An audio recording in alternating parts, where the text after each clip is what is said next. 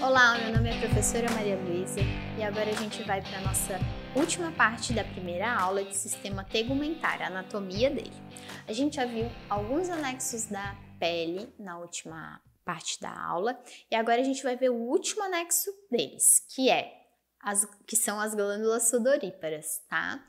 As glândulas sudoríparas são as glândulas responsáveis por produzir o que a gente chama de suor. Essa secreção, que é uma secreção exócrina, ou seja, uma secreção que vai para fora do corpo, por isso que a glândula sudorípara é considerada uma glândula também exócrina, certo? E ela é uma glândula que vocês não vão ter dúvidas na hora de se mostrar um esquema aí da estrutura de uma glândula sebácea e a estrutura de uma glândula sudorípara, vocês não vão ter dúvida que a glândula sudorípara é aquela que é bem enovelada, ela é um tubinho enovelado. É bem fácil de identificar, né? E ela é bem diferente da glândula sebácea, que é aquele cachinho de uva, né? O ácino. As glândulas sudoríparas podem ser merócrinas ou écrinas, vocês vão encontrar essas duas terminologias, tá? Inclusive, eu acho até que écrina seja uma terminologia mais utilizada do que merócrina, mas as duas vocês vão encontrar. Ou então, apócrina. Vamos só relembrar um pouquinho aqui na minha fala o que são essas glândulas. Glândula écrina é a glândula que vai produzir somente a secreção, somente o líquido da secreção, né? No caso, se fosse uma secreção oleosa, seria só o óleo, mas aqui a gente está estudando suor, que é uma secreção aquosa, né? Praticamente água e sais minerais. Nessa glândula, então, vai ser produzido somente esse líquido, vai sair da glândula só esse líquido. Já nas glândulas apócrinas, a gente vai ter restinhos celulares juntamente com líquido, tá? Então, as glândulas apócrinas, elas vão começar a aparecer nas pessoas após a puberdade. E as glândulas écrinas ou merócrinas a gente vai ter ao longo da vida toda. E elas podem produzir suor em diferentes o tempo todo e podem produzir mais ainda em algumas situações, como quando a pessoa faz atividade física, devido ao aspecto de regulação térmica, ou então em situações de estresse. Ai, tô muito nervosa, minha mão já tá suando. A gente não costuma falar isso? Então, porque a gente tem glândula sudorípara em toda a extensão da nossa pele, mas a gente tem mais ainda nas palmas das mãos e nas plantas dos pés.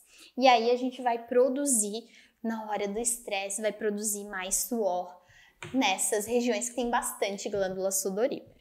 Eu falei para vocês também que as glândulas apócrinas, elas começam a aparecer só depois da puberdade, né?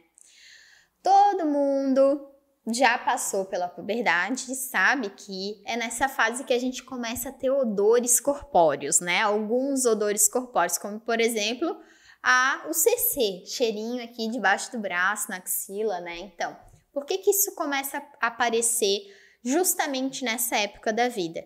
Porque a puberdade é um momento de liberação hormonal mais intensa, a gente começa a produzir os hormônios sexuais de maneira mais intensa, e aí também a gente começa a produzir as secreções apócrinas, que são aquelas secreções que tem um restinho celular junto.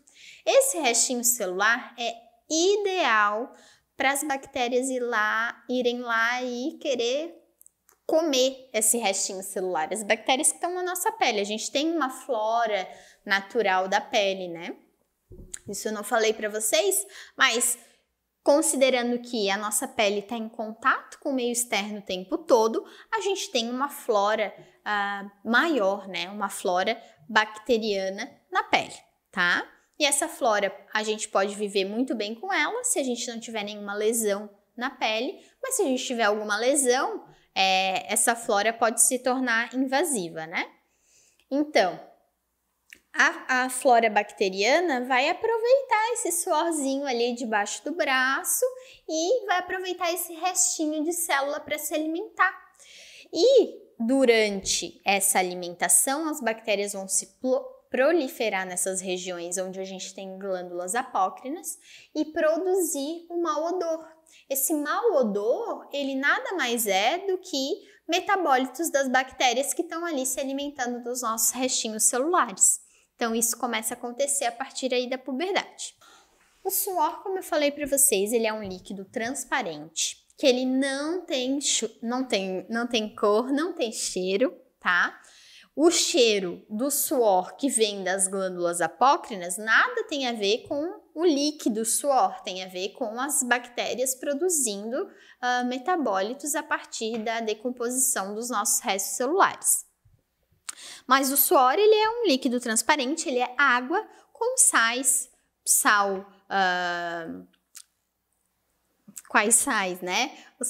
Cloreto de sódio, cloreto de potássio, a gente pode ter também produção de ureia, tá? E tudo isso vai ser produzido aí juntamente com o suor, pode sair junto com o suor. A gente tem um hormônio que chama aldosterona, e a aldosterona ela é um hormônio que regula aí o nosso balanço hídrico. E as glândulas sudoríparas também estão sob influência da aldosterona. Então, a gente pode ganhar não, né? Mas a gente pode perder água pelo suor, água corpórea pelo suor, e perdendo essa água corpórea, a gente pode, por exemplo, se eu estou numa situação de intensa, muito volume hídrico, né? Além de fazer mais xixi, eu também posso perder essa água pelo suor, tá? Ele é extremamente importante para a regulação térmica, ou seja, eu preciso, para favorecer a perda de calor, eu posso perder esse calor através da perda de água, né? A gente sabe que o nosso corpo tem aí a temperatura de mais ou menos 37 graus Celsius, e quando eu vou jogando essa água de dentro do corpo para fora, essa água tá a 37 graus Celsius, e aí eu tô esfriando o meu corpo, tá? É possível também a gente encontrar algumas substâncias excretadas pelo suor, tá? Existem, a gente pode usar o suor, na verdade a gente pode considerar o suor como uma forma discreta, tá? A gente pode excretar alguns medicamentos, a gente pode excretar, dependendo do tipo de comida que a gente come, a gente também pode excretar algumas substâncias dessa comida. Então, não é uma excreta rica em metabólitos, não vai ser sempre rica em metabólitos que eu possa dosar, por exemplo, mas é uma possibilidade. Agora vamos tentar entender um pouquinho mais uma parte que é essencial para a gente estudar a pele e as características dela. Então, a gente precisa entender essa relação entre suor e a temperatura. Então, o nosso corpo ele vai perceber, né, de acordo com as nossas terminações nervosas, ele vai perceber se o ambiente está mais frio ou mais quente. E aí, se esse ambiente estiver mais quente, a gente vai ter um processo chamado vasodilatação, ou seja, os vasos sanguíneos vão se dilatar, permitindo a passagem de líquido, não é de sangue, é o líquido, pensem. Dois pontos importantes da gente esclarecer antes de entrar mais a fundo nessa explicação de suor e temperatura. Primeiro, quando um corpo resfria, agora a gente tem que lembrar lá do ensino médio, quando a gente estudou esse tipo de conteúdo lá na física, na termodinâmica. Quando um corpo esfria, esse corpo ele perde calor. A única coisa que é transferida de um corpo, eu não posso transferir frio para um corpo, certo? O que eu vou fazer? Eu vou transferir sempre calor. Vamos pensar agora aqui comigo, olha só. Se eu tenho uma panela com água aquecida, tá? E eu vou botar a minha mão dentro dessa panela para aquecer, ou melhor ainda, né? Para ficar mais factível, eu vou tomar um banho quente. Tá? A água que tem calor, que está quente, né? Que tem calor, vai transferir o calor da água para o meu corpo. Já aconteceu com vocês? Já quer ver um jeito bem fácil de entender? Ah, eu tô lavando o cabelo com água quente, né? Mulher geralmente vai perceber mais porque geralmente tem mais volume de cabelo, não necessariamente, né? Mas eu tô lavando meu cabelo com a água bem quentinha, terminei meu banho e aí eu vou fazer aquele movimento clássico, né? De deixar, não sei se isso é certo para quem cuida de cabelos, né? Mas eu vou fazer assim, ó, e deixar a água sair. Quando eu faço isso, vocês devem perceber que a água não tá na mesma temperatura da água que caiu aqui na cabeça de vocês ao final do banho, né? A água já tá mais gelada. Por quê? Porque a água transferiu o calor para o meu corpo. E ela, para transferir calor para o meu corpo, a água residual perdeu o calor, certo? Então, por isso que quando a gente faz assim e tira a água do cabelo, essa água já tá mais fria, tá? Outro exemplo, eu botei gelo na minha bebida, eu tava tomando uma água, tava quente, botei um gelo. Mas daí não passou frio pra bebida? Não. A minha bebida que passou calor pro gelo e fez o gelo derreter, certo? E assim eu consegui esfriar a minha bebida, porque a bebida perdeu calor para o gelo. Então, a gente sempre tem passagem de calor, o frio não passa, eu passo o calor, do local onde tem mais calor para o local que tem menos calor. Entendido isso, a gente agora pode conseguir compreender melhor o fato de que quando está calor, o nosso corpo promove a vasodilatação dos vasos sanguíneos, né? Então, vasodilatou, aumenta o fluxo sanguíneo para aquele local onde os vasos dilataram, a gente fica mais vermelho, né? Ficou mais vermelho, por quê? Porque tem mais sangue, nesse sangue tem hemácia, e a hemácia que tem a coloração vermelha. Aí o que acontece? Vasodilatou, e aí o líquido que está dentro do nosso sangue, o plasma, que não tem cor, é incolor, vai poder passar para nossa derme, para nossa epiderme, tá? Vai poder passar para nossa derme, né, na verdade, porque é na derme que a gente tem os vasos sanguíneos. Aí, essa passagem de líquido vai favorecer a liberação do calor para aquela região, tá? Essa vasodilatação, então, vai favorecer a passagem do calor para aquela região. Então,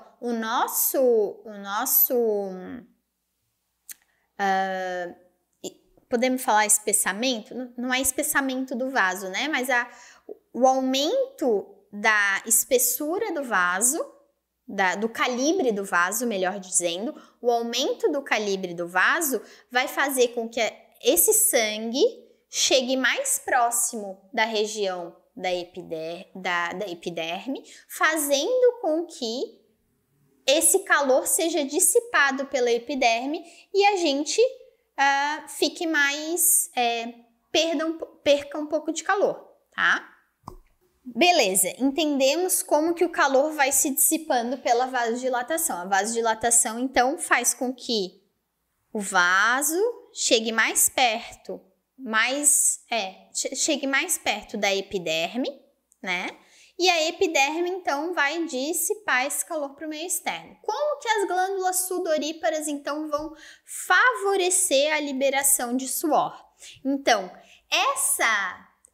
esse primeiro sinal de vasodilatação, ele vai ser entendido pelo nosso corpo e vai sinalizar. A vasodilatação é um sinal para a glândula sudorípara ela produzir, ela expelir a sua secreção exócrina, que é o suor.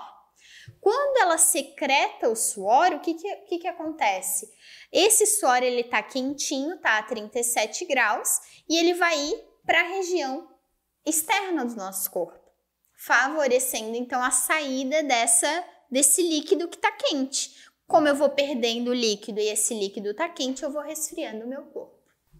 Falando então um pouquinho agora das glândulas que eu já falei anteriormente para vocês, que são aquelas glândulas apócrinas que liberam restinhos celulares e que vão deixar o suor com cheiro, a gente pode chamar essas glândulas apócrinas de glândulas sudoríparas que são odoríferas, ou seja, produzem odor.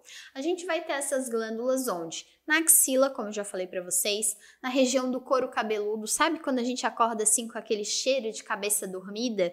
Porque suou muito à noite, daí o couro cabeludo fica com odor? É porque a gente produziu esse suor que tem cheiro, né? Porque tem cheiro por quê? Porque as bactérias foram lá e se alimentaram dos restinhos celulares que foram liberados na secreção juntamente ao suor, tá? Então a gente tem axila, genitália, mamilos e couro cabeludo. Nesses locais a gente vai ter esse tipo de secreção. Agora vamos falar um pouquinho da hipoderme, que a hipoderme não é a região, não é uma região exatamente da pele, mas a gente não pode deixar de falar um pouco dela, que é nada mais nada menos do que o tecido subcutâneo. Ela é constituída de tecido conjuntivo frouxo. Por que frouxo? Porque é um tecido de sustentação, mas ele não precisa ser rígido, né?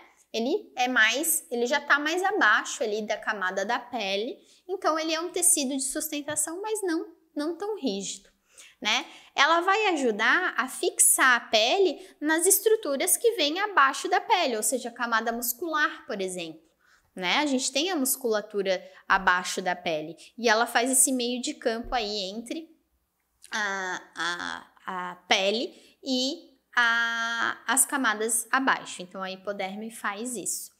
Ela é vascularizada e inervada, tá?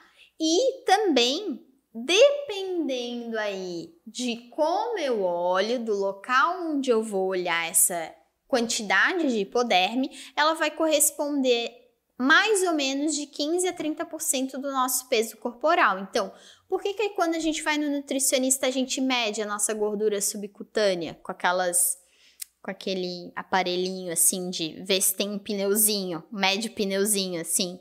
Porque a gente está avaliando daí gordura subcutânea e essa gordura vai ser bem importante quando a gente for avaliar risco cardiovascular, para doença cardiovascular, por exemplo.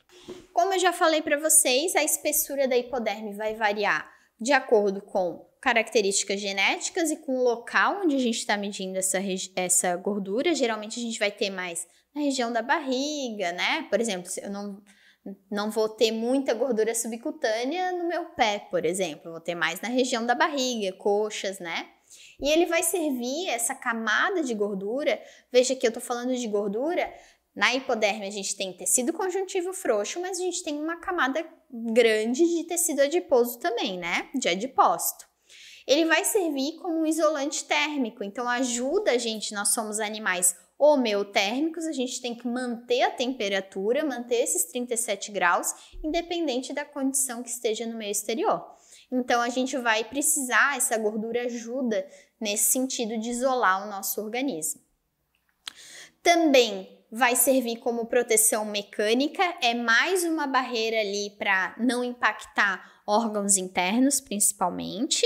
Vai servir em condições extremas, de deprivação extrema de nutrientes, vai servir como uma reserva energética, né? A gente tem várias outras reservas energéticas, mas em condição de deprivação extrema pode servir como uma reserva energética.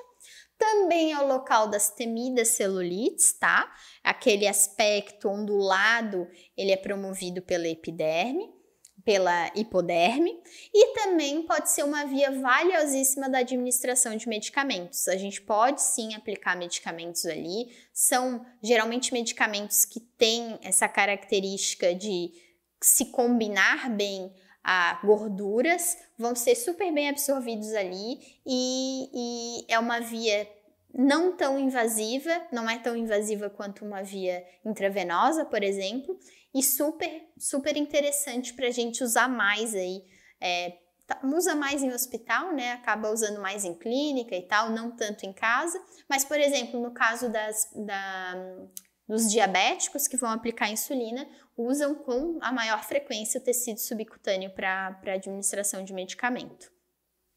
E a celulite, então, é quando essa quantidade aí de adipócitos na hipoderme, ela fica aumentada e vai criando, então, a as ondulações nesse tecido que vão aparecer ali, dependendo do grau de celulite, vão acabar aparecendo na superfície da pele.